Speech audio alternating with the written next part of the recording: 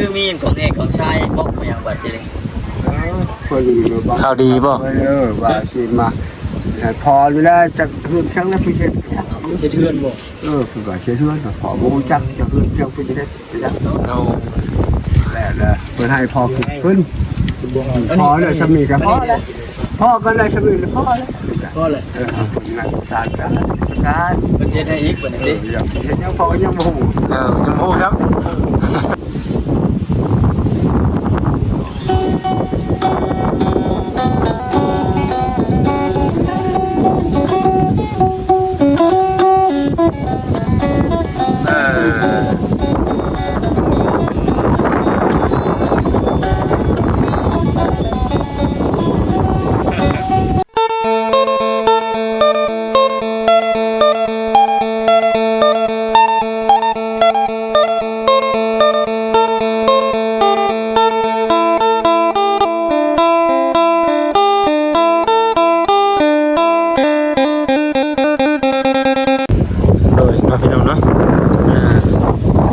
นี่พี่น้องทางบ้านนายเองก็ได้ไปเวียนกลับมาพี่น้องเนาะหลังจากบ่ได้มา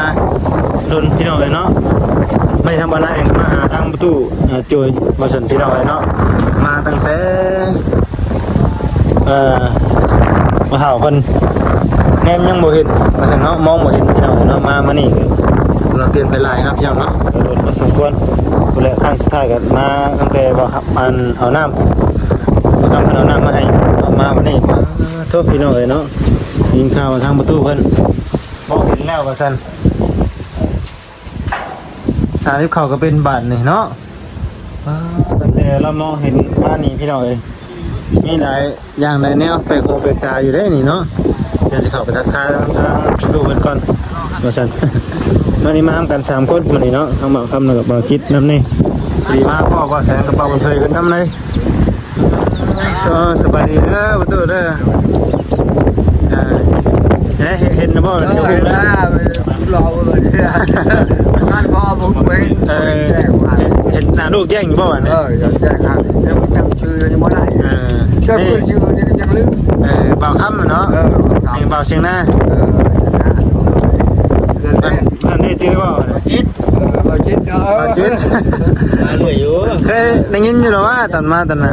นี่จอพอมันจำไม่ได้โดยสบายดีเด้อเนาะทางทีมงานครับทางบ่เซนมันก็ครับเนาะไม่ใช้บัตรที่หลังว่าแท้บัตรนี่เจ้าว่าเท่นี่เนาะน้ำนี่ได้บัตรตรงนี้ประตูไอ้จังสมุนนี่ไอ้ทุ่งนี่ก็ฉันเก็บเขาเฉพาะที่เข้าเลยบัตรนี่โดย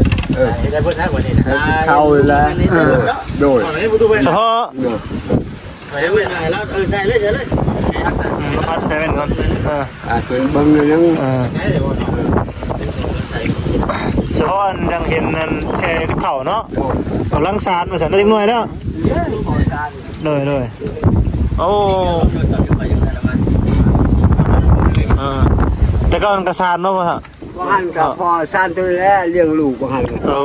ขากินน้ำว่าหันนี่พี่น้องเนาะกับพ่อตาบอดแล้วก็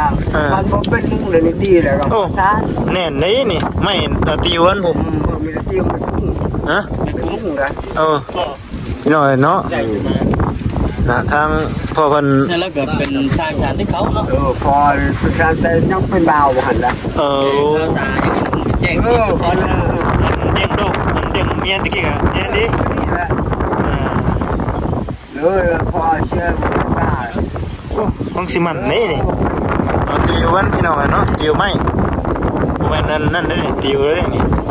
แต่นี่แล้วพอประชาชนมันหาคนแดดแล้วมันแดดขึ้นชันคอยเห็นไปฉันเนาะระวังนะบัดเนี่ย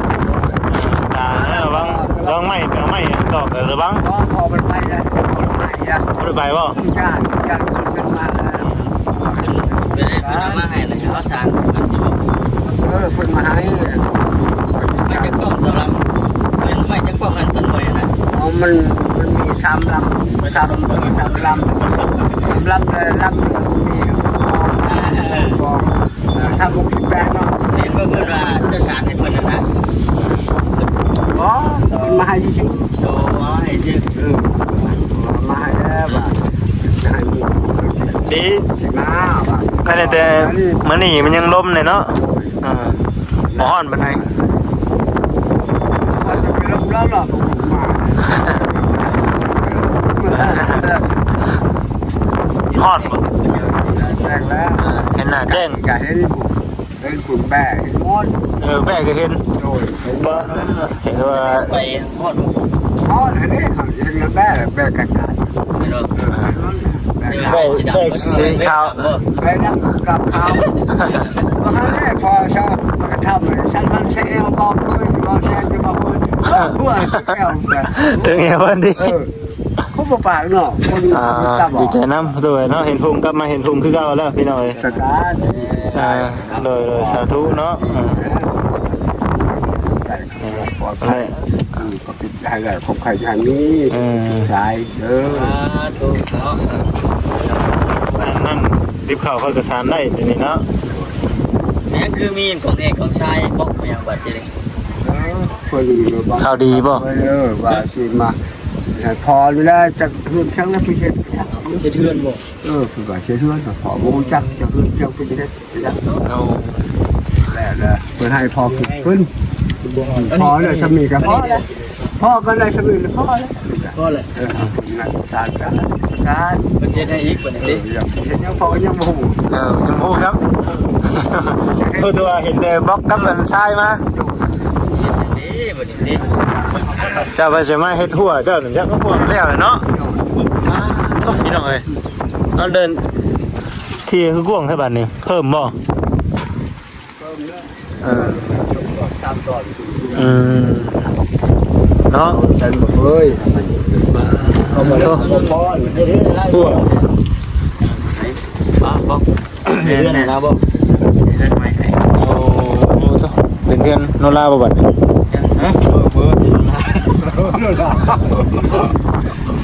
สมมุติเด่นบ่สมมุติดีใจนำประตูเพิ่นเนาะได้เด้อเป็นหยังข่อยก็สิจังได๋สิกินน้ำอยากอยู่ในอื่นลายอยู่นี่อื่นลายห้างอยู่นี่กินแล้ว รอเบิ่งเนาะ แม่ ไปหน่อยสิบ่เบิ่ง คือจะมาพี่อ่ะมันยังหอมเด้ แม่น นี่เราเป็นตัวย่ามังบ่ย่ามังนี่นะ เพราะว่าก็จะได้น้ำหักไปแล้ว บ่ยับมาบ่นี่ว่ามึงเก่าตุดมายกมา นี่หามาวันนี้ โอ้ถือว่าใส่คนหลายเติบเลยเนาะ คอยเบิ่งขึ้นมาไม่จะบ่แชร์ขึ้นมาแชร์ ตู้ได้ยุกน้ำอยู่บ่ พอเข้ามายุกเอามายุก เห็นบ่ ยันแรกถือ อย่าไปเฮ็ดไปเนาะมันเป็นมาคือเอาเลยยาก เก่งกันจอดยาอยู่บ่ โดย ที่ร้านเบิดเด้อ แล้วมันก็ใช้ชื่อมาตลอดจ้ะ โอ้ อยากกินก็ใช้มาเพิ่มอยู่นะนี่เป็นยังลองกอก ชกเคี่ยวชกกองนะลองกองเคี่ยวชกกองนะ เราชมเราแจ้งเนาะ อะไรของมึงเฮ้ยแต่ลูกชายไปใช่ลูกชาย ประชาแป้น กระสักแป๊บเอานี่บ่มีไผเนาะเรื่องประตูตัวยังขาดไผเนาะแล้วก็ ไม่จะโตเนี่ย ข้ามีแล้ว เดี๋ยวเขาแล้วคนถ่ายรอบรอนาลงมาตั้งไหนเลย มาแล้วไปกลับเลยเอาไปจะมือก่อน เป็นมะกอกพริกเป็นไอ้คือน้องนั่นแหละน้องอย่างโวยบ่โวยบ่ น้องคือสนิทบ่ ไก่บ่ ไกลบ่ไปแล้วเอาเว้ยไปแล้วไปว่ามื้อนี้ไปแล้ว มานี่ยังไงบ้างมาแล้ว นั่นน้องเอาเว้ยน้องเว้ย น้องเบียร์น้องเฮ้ย น้องเว้ย ฮัลโหล เพิ่นเจ้ากินข้าวกินน้ำได้แล้วบ่นี่ฮะกินข้าวกินน้ำแล้วกินข้าว แล้วผมเสร็จแล้วเนาะเดี๋ยวรอเบิ่งก่อนเนาะคือว่าโดนในปริมาณนี่มาแต่เข้าประตูกันตายังบ่ทุ่งพี่น้องเอ้ยเนาะมานี่เลยทุ่งเดี๋ยวพา FC เราเบิ่งก่อนพี่น้องเอ้ยเนาะ ของน้ำก็ถือว่าแล้วของน้ำนี่เนาะใส่งานได้เรียบร้อย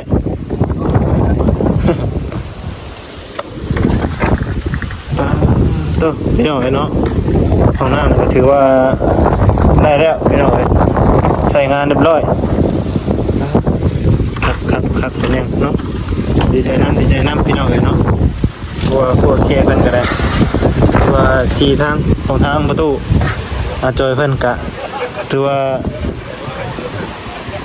กว้างขึ้นไปอีกเนาะพี่น้องเนาะปกติมันสีประมาณนี้ได้พี่น้องเนาะกว้างเพราะปันใดไม่ทางวันหน้าเองครับมือ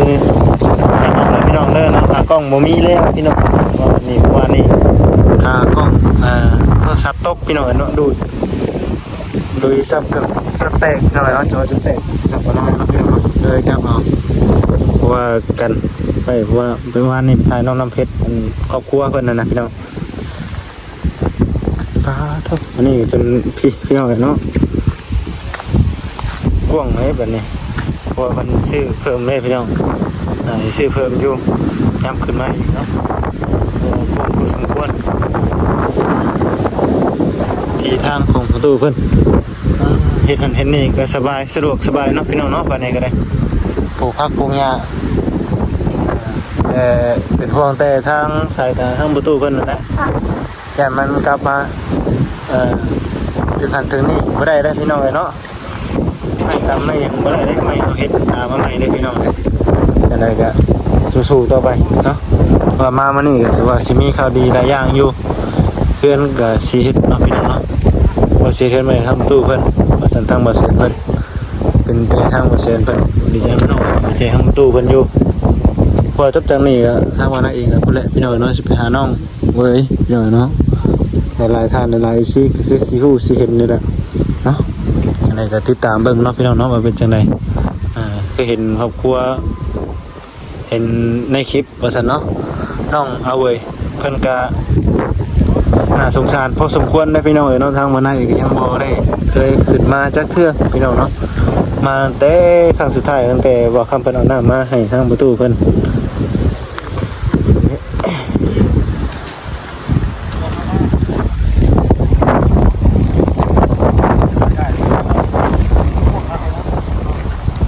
กินข้าวกินน้ำเรียบร้อยบ่ประตูดู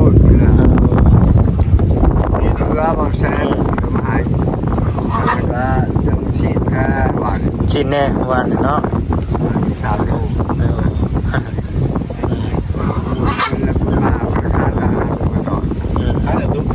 ไอ้ฉันก็เคยอย่าลืมชื่อ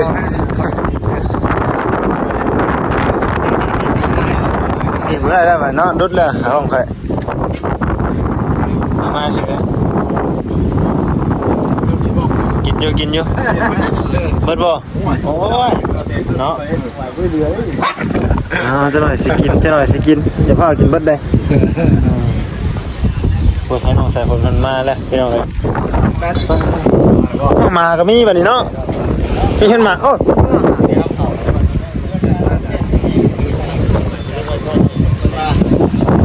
สบายดีแล้วน้องใส่คนมาแต่ไทยน่ะอยู่ใส่เพื่อนพี่บ่นั่งน้ำตะคอเพิ่นน่ะเนาะต่อบ่สินะ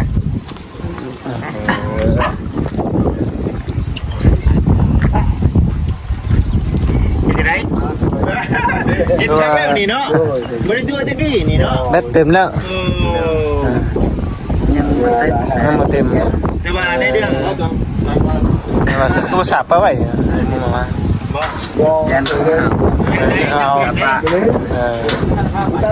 เมื่อไหร่เนาะตีกีตาร์มากกับกีตาร์มากกับเรื่องเสียงคู่กับกีตาร์สิเรากีตาร์มาแล้วพลีกันกีตาร์มาแล้วเรากีตาร์มาเสร็จเลย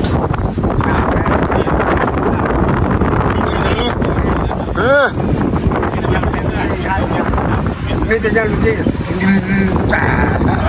ยันตะโกงมันเองไอ้พินนะว่าน้องพินเนี่ยสบายดีเอาน้องฝนว่าน้องแขกว่าน้องน้ำฝนน้องสายฝนมาเพื่อนมาพินอย่าเพื่อนเนาะพินก็ได้ว่าประตู สู้ มันมา ลิงคู่กันเลยว่ะนะลิงคู่กันเลย เบาคำเขาไม่บอกกิน บ่บ่ มาใช่ปะมันจะหน่อย ไม่ใช่ครับ โอ้ยยอมแล้วจะน้องไม่สิเพ่ผู้คนมาเสมอเนาะมาเมื่อเดียวเนาะแต่ว่าในเรื่องตานี่มันบอกให้ประมาณจักเดือนประมาณจักมือให้ยาใช้เป็นตาหรือว่าใช้ตลอดป่ะ นี่ก็เราเดือนแล้ว มีทั้งพินป๊อดพรพญานาคเลยบัดนี้เนาะ แค้นว่ะ แค้นเป็นบ่แค้นนี่ แค่นก็เป็น แค้นก็เป็นนี่เอาแหละ มันจะดินเบสด้วยไอ้ตู้เราดินนั่นดินเบส ลำตำวายบ่ลำบุไทยเนาะ สุขดีแท้นี่เนาะ คนเราไปจับไปนะคนไปจับไป สุ นะ ขเป็น เราต้องเห็นนะเราเห็นว่าวันจอดแน่ นอนพี่บ่ ขณะมาเช้านี้กันเป็นสิ่งที่บีบแรง ทำให้ผมดูกันผมมีจะต่อย เอาให้ปิกไปให้ เลยจะชื่อที่เราไปยินนะ ใช่มัน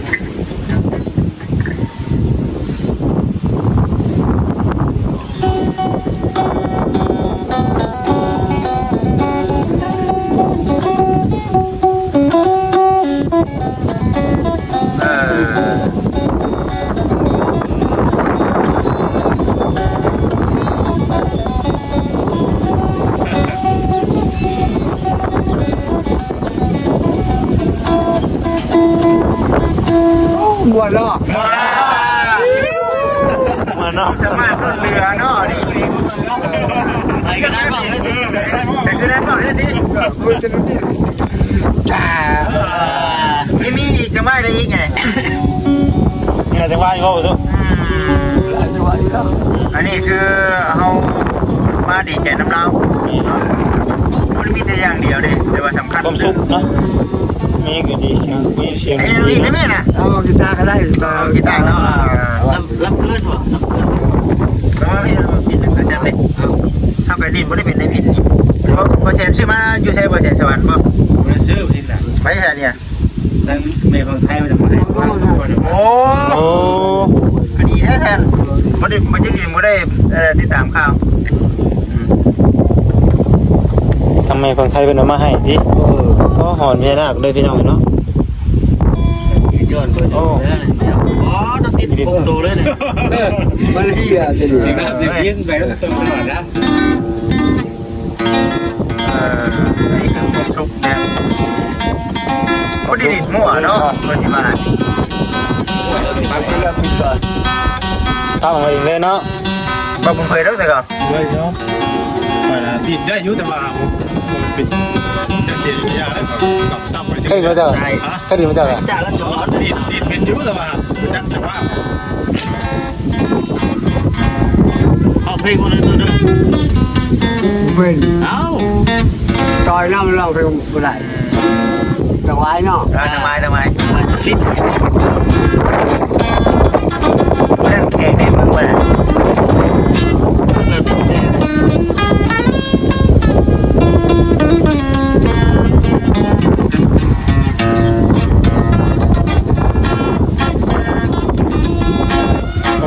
าะ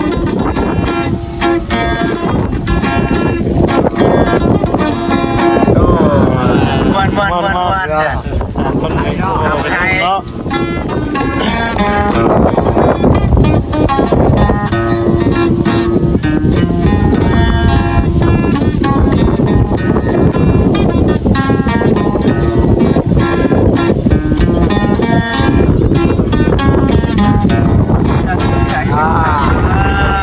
น้องสายพลเล่นได้ป่ะน้องสายพล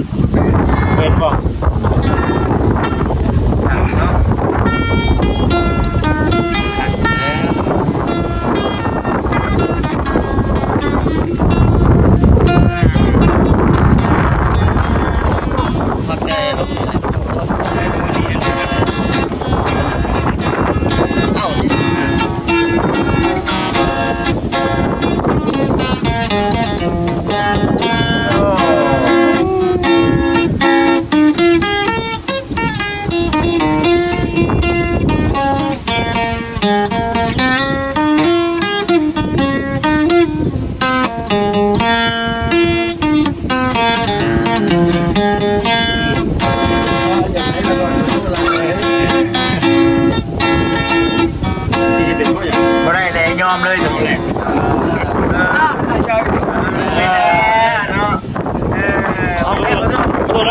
ประตูระวังด้วย แล้วเลย เอาเขาจะถามเลย ดีใจพอ ดีใจบ่ตั้งแต่แรกๆเลยแม่นบ่ โอ้ดีใจทุกสายเลยดีทุกอย่างทุกมาก็โอ้ดีใจไปจะหูจะตากับบาเซนบ่เคยไปคือมาบาเซนในรถเพราะว่าเล็กน้อยน่ะรถน่ะร้อยเช้าผู้ชายคนรถแล่นจ้ะแล้วก็ฮอลุงหมอ มันนี่จักว่ารถเลนมาเสียนได้ขนาดจัก จากแล้ว ก่อนเฮาสิถามก่อนมื้อบ่แสนสิพาไปหาหมอไปมาเบิ่งเรื่องงานมันมาบอกก่อนแม่นบ่นี่ได้มื้อสมัยเนี่ย พอไปไป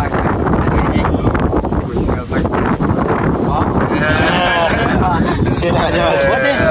ผู้ช่วยพอดว่าผู้เดียวพอตาบอดไปแบบโอ้ตา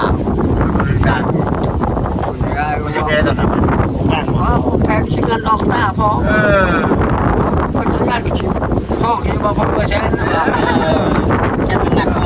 มองไปเขาวันที่โยตาพอจะยังอยู่ยังจงกันออกแต่โอ้รอดตัวเช่นนี้แหละคุณเปรี้ยวแหละบริจิตเนี่ยแหละกูเรื่อง ชอบมันยัง เจ็บด้วยประตู บอก ไม่เจ็บ โอ้รอดขนาดถังกันรอดขนาดยังไม่ถึงข้าวมันไม่เอาไม่ดูเลย เดี๋ยวนี้เป็นจังได๋ดิหน้าสีแบบปกติเลยสิ พี่น้องเนาะโอเคแล้วพี่น้องเด้อเนาะก็คือสิประมาณนี้แหละพี่น้องเนาะดีใจนํประตูกันอยู่พี่น้องเนาะที่กลับมาเห็นองค์คือเก่าว่าซั่นมาวันนี้ก็คือว่ามีคดีหลายอย่างเนาะพี่น้องเนาะมีพินมีกีตาร์แล้วก็มี